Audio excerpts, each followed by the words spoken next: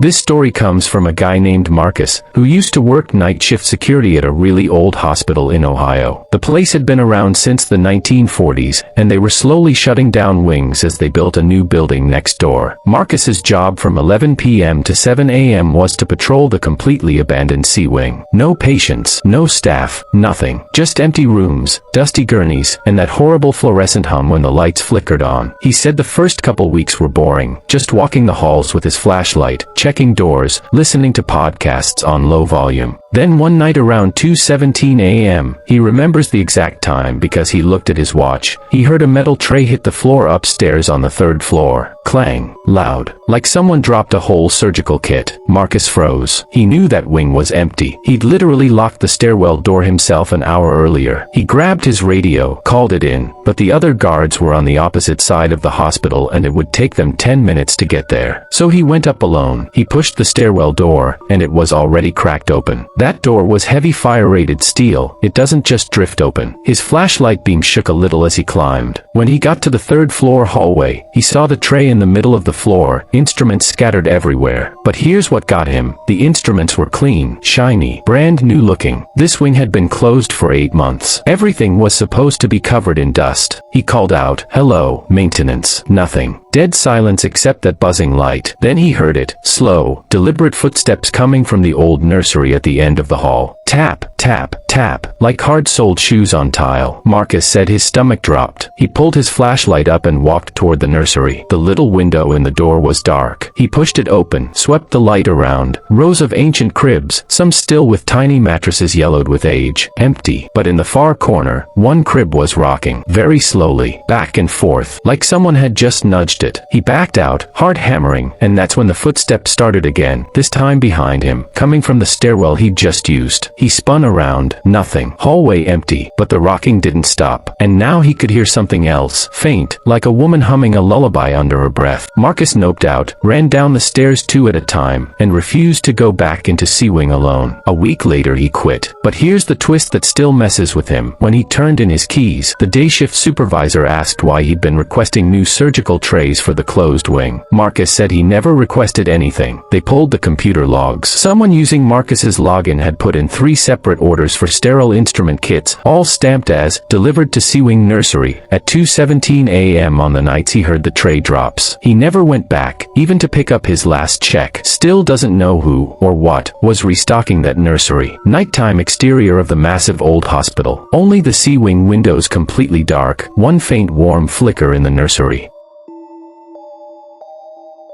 This story is from a woman in Chicago who drove for Uber late nights to pay rent. She asked me not to use her name, so we'll call her Kayla. One freezing January night around 1:30 a.m., she accepted a ride, pick up at a closed-down bar on the south side, drop off at a cemetery 20 minutes away. The name on the app was just M. No last name. Profile pic completely black. She almost canceled, but the surge was high and she needed the money. When she pulled up, a man in a dark peacoat and scarf was standing under the one working streetlight. He got in the back without a word, smelled like wet earth and old cigarettes. Kayla asked, "Hey, heading to Rose Hill Cemetery?" He just nodded. The whole ride he didn't speak, just stared out the window. Kayla tried small talk. Cold night. Huh, nothing. Then about 10 minutes in, he finally said in this low raspy voice, "Do you believe people can come back?" Kayla laughed nervously, like ghosts. He didn't answer. GPS said they were almost there. Kayla pulled up to the cemetery gates, which were locked with a chain. She turned around to tell him they'd have to stop here, but the back seat was empty. Doors still closed. Seatbelts still buckled. No one had gotten out. She freaked, took photos of the empty seat, drove straight to a police station. Cops basically told her it happens sometimes. Drunk people sneak out. Whatever. She went home. Crashed. 2 nights later, same thing. 1:30 a.m. Same pickup spot. Same name, M. Same black profile pic. This time she canceled immediately, but the app glitched and accepted it anyway. She pulled up. Same guy standing there. She locked the doors, drove off without picking him up. Got a 1-star rating and a message through the app. I just wanted to go home. This kept happening every few nights for 2 weeks. Same time, same spot, same passenger. She started declining instantly, but the request would keep popping back up until she accepted. One night she was so exhausted she just said screw it and picked him up again. Same ride, same silence, same drop off at locked gates. She watched in the rear view as he got out, walked straight through the chained gates like they weren't there, and disappeared between the headstones. That was the last ride. Kayla deleted the app that morning. A month later she was scrolling Facebook and saw an old news article. Exactly 1 year earlier, a man named Michael had been stabbed outside that same closed bar at 1:15 a.m. and crawled toward the cemetery before dying. The photo attached was the same face she'd been driving around. She still won't drive at night. Says sometimes her phone still pings at 1:30 a.m. with a ride request from M.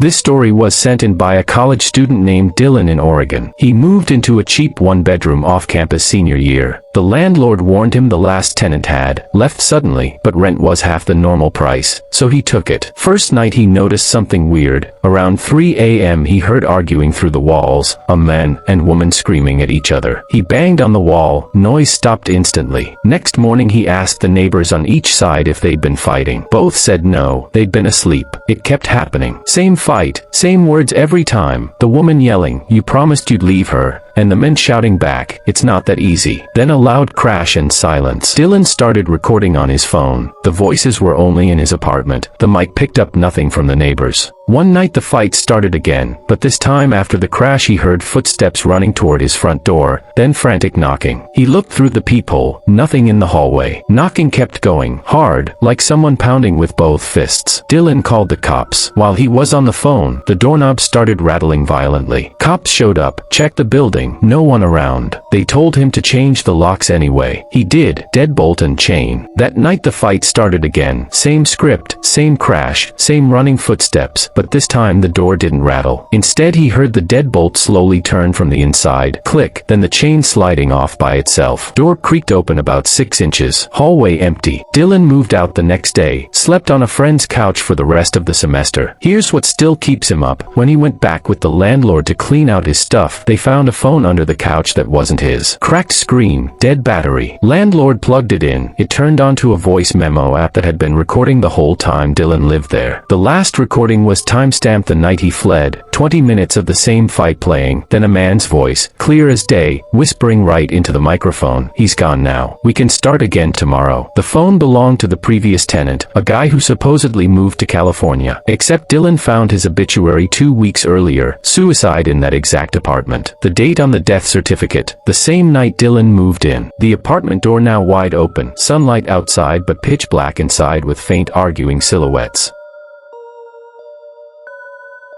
Last one tonight comes from a solo backpacker named Sarah who was doing a 3-night trip in the Smoky Mountains. She's an experienced camper, always goes alone, likes the peace and quiet. Second night she pitched her tent on a ridge with an insane view. No other hikers around for miles. Sunset was beautiful. She ate, crawled into her sleeping bag around 10 p.m. Around midnight she woke up needing to pee. Unzipped the tent, stepped out, did her thing, came back, zipped up again, went back to sleep. At 3:07 a.m. her watch glows. She woke up to the sound of her tent zipper going down, very slowly, tooth by tooth. She lay there frozen, pretending to sleep, heart pounding. The zipper stopped halfway. Then she heard breathing, heavy, right outside the mesh. She could see a silhouette blocking the moonlight. Someone crouched right in front of the opening. Sarah grabbed her bear spray and yelled, "I have a gun." The silhouette didn't move, just kept breathing. Then a man's voice, calm, almost friendly, "It's okay, Sarah, it's just me." She'd never told anyone where she was camping. No one knew her route. She screamed, sprayed the bear mace through the mesh. The figure jerked back, made this horrible gurgling sound, then footsteps running away into the woods. She stayed up the rest of the night with her knife out. At dawn she packed up fast and hiked out. On the way down the trail she passed a park ranger and told him everything. Ranger's face went white. He asked for a description. Sarah said early 30s, scruffy beard, wearing a gray hoodie. Ranger pulled out his phone, showed her a missing person flyer. Exact same guy, been missing for 9 days after wandering away from his campsite drunk. They'd found his body 2 days earlier at the bottom of a ravine less than half a mile from where she'd camped, neck broken, still wearing the gray hoodie. Ranger said there's no way he walked up that ridge on his own, dead or alive. Sarah hasn't been camping since.